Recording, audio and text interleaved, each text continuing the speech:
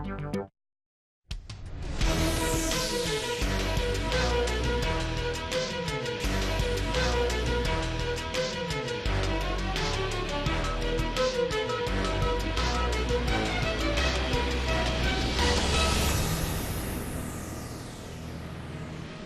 ова издание, втор ден поред протести во Њујорк за полициските интервенции што завршија фатално за неколкумина афроамериканци. Разгледница од Чикаго ве носиме во ветровитиот град бизнис метропола. Уметноста на домородните американци. Накид на вако.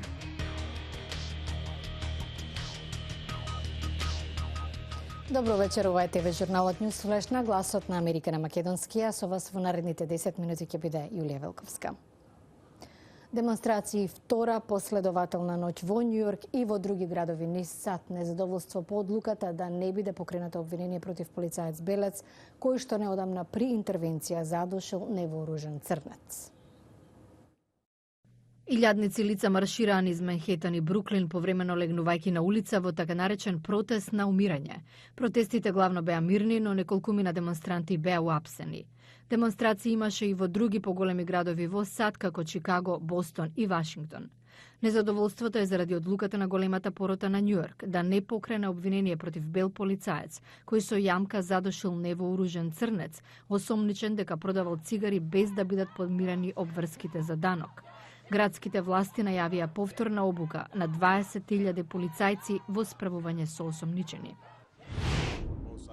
Председателот Барак Обама денеска го номинира поранешниот заменик секретар за одбрана Ештон Картер за прв човек на Пентагон. Доколку биде потврден на функцијата, Картер ќе го замени Чак Хегел, кој минатиот месец под притисок на администрацијата поднесе оставка по само 2 години на функцијата.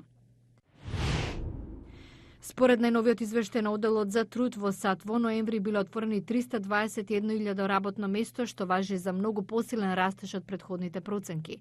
Воедно, како што стои во документот, нивото на невработеност останало непроменато и изнесува 5,8%, најниско во последниве 6 години. Одложеното лансирање на капсулата Орион денеска е спроведено успешно. Со тоа НАСА започна со тестирање на мисии во длабоката вселена, долгорочен проект што би вклучил испраќање на човечки екипаж на месечината.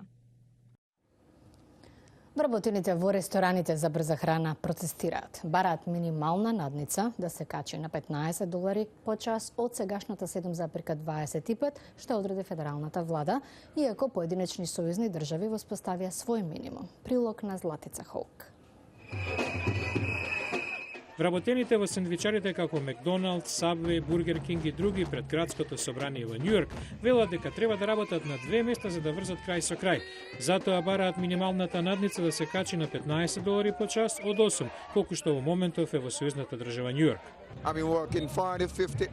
Работам 40 до 50 часа неделно, а едва можам да ја платам киријата. Зависам од владина помош за да се прехранам. Мејџор работи за Макдоналдс, вели само што се вратил од Данска каде заработувал $20 по час за истата работа. Во Данска немаат минимална плата. Вработените во сендвичарите заработуваат $20 по час. Зошто Макдоналдс во Данска ги плаќа толку, а тука по $8? Протести и во Чикаго. И таму велат минималната надница од $8,25 не е доволно да преживеат. Градскиот совет треба да гласа за предлогот на градоначалникот надницата да се крене на $13 до 2019.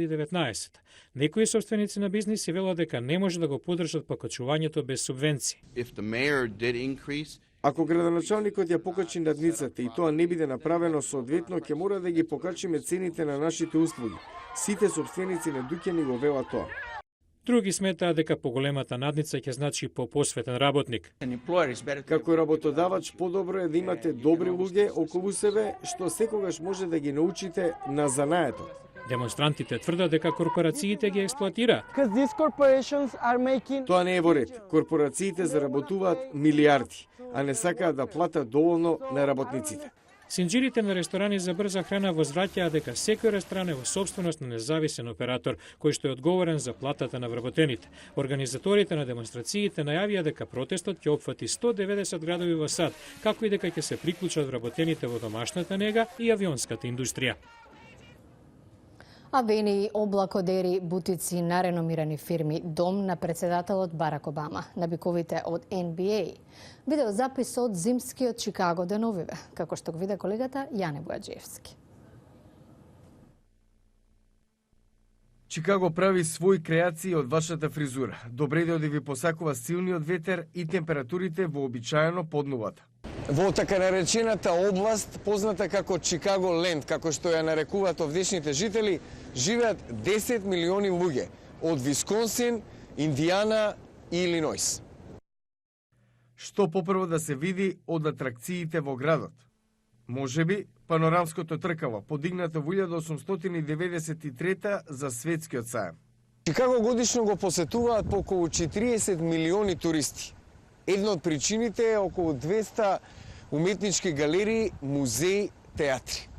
Сите знаат за Чикаго Булс, особено од златните години со Мајкл Џордан, но гордост на градот е екипата на Беарс во професионалната фудбалска лига, чии обележја се насекаде. Еве вака изгледа ветровитиот град од Видиковец во северозападниот дел. Токму од улицата Адамс пред Институтот за уметност во Чикаго започнува историскиот автопат 66, кој што го има во многу филмови, од источното крајбрежје во Чикаго па се до западното во Санта Моника, Калифорнија. Во северозападниот дел на САД, Чикаго е престолнина на бизнисот. Нема поголема компанија што нема своја филијала во Чикаго. Освен богата историја и бројни културни активности, Чикаго важи за дом на 11 компании на листата на 500 најбогати фирми во светот, на листата Fortune 500. Затоа е добар за склучување на бизнис делки, велат овдешни бизнисмени. Јане Бојаджиевски, Глас на Америка на македонски, Чикаго. Семејството Јази по потекло на Вахо со години произведува накит. Сега нивниот труд е изложен во музеј во Њујорк. Изложбата се совпаѓа со конференцијата на домородните американци 2014-та во Белата куќа. Прилогот е на Даниела Шриер. Со генерации семејството Јази користи традиционални навахо техники за изработка на накид во југозападниот дел на САД. Стилот кончо, цветањето на тиквата и сонцето се традиционалните мотиви. Националниот музеј на американските индијанци во Њујорк представи 4 децении работа на браќата Ли и Рейнмонд Јази. Тие се најстарите членови во познатото семејство за нечии, чии парчиња се во собственост на приватни колекционери. Ли е познат по специфичната обработка на среброто, што навахо племето го научило од шпанските колонисти. Среброто се користи во комбинација со скапоцени камења, еден вид на духовен спој во навахо традицијата. Татко ми имаше обичај да каже свето е. Тиркизот е свето нешто. Реј е познат по вештината на обработка на камен, се фокусира на хожо, концепт што ја почитува рамнотежата меѓу убавината и животот. Потребно е многу време се да се спои, особено различните бои на коралот, неколку месеци, дури и години. Изложбата, што вклучува дела во собственост на 50 приватни колекционери, е наречена Светкав свет, навахо накид на семејството Јази. Светкавоста се однесува на термин во навахо јазикот за светлината во која што живеат сите човечки суштества. Ова е кустосот Кетлин Еш Милби. Тоа директно влијае на нивниот накид, на боите на пейсажите, верувањето на Навахо за светлината и боите. Факт е дека колекционерите плаќаат многу за накитот на семејството Јази. Аби Кент Флит се бави со неговата продажба.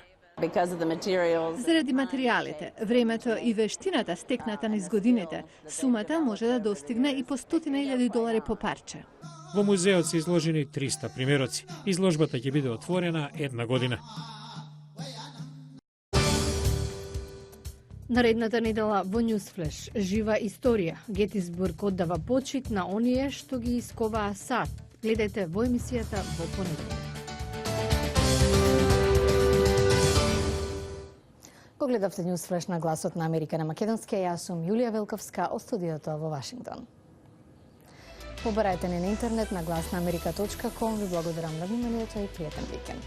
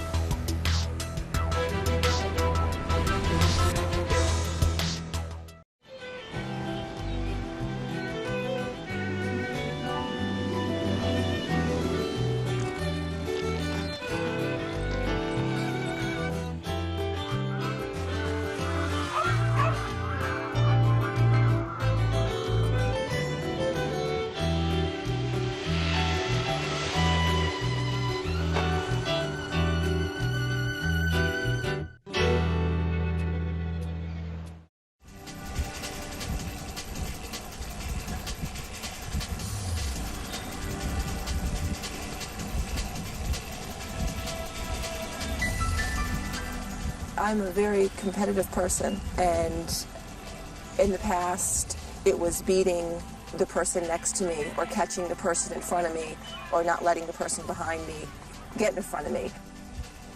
Now I have more personal goals and I'm competing against